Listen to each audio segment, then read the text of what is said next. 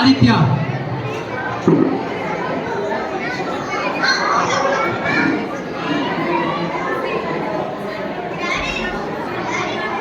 ರಘು ರಘು, ನಿನಗೆ ಗೊತ್ತಾ ಇವತ್ತೇನಿದೆ?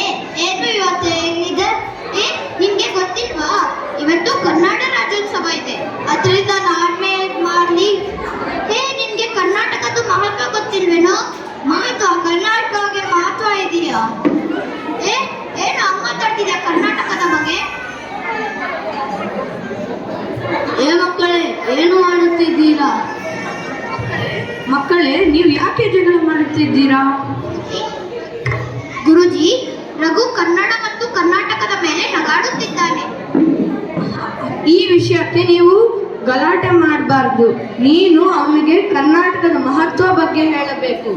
ಹೌದು ಗುರುಜಿ, ನೀವು ಹೇಳುವುದೇ ಸರಿ.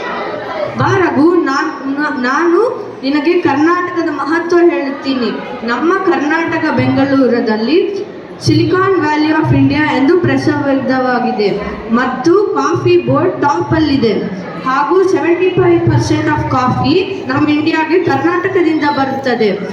ಹಾಗೂ ರಾಹುಲ್ ದ್ರಾವಿಡ್ ಮತ್ತು ಸರ್ ಎಂ ವಿಶ್ವೇಶ್ವರಯ್ಯ ನಮ್ಮ ಕರ್ನಾಟಕದ ಸೇರಿದವರು. ಇವಾಗ ಅರ್ಥ ಆಯ್ತಾ ರಘು ನಮ್ಮ ಕರ್ನಾಟಕದ ಮಹತ್ವ?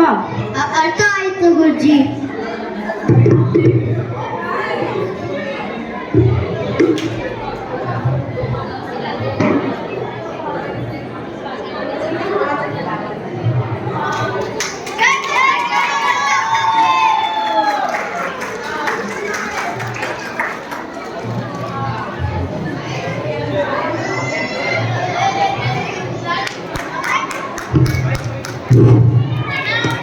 ಧನ್ಯವಾದಗಳು ಆದಿತ್ಯ.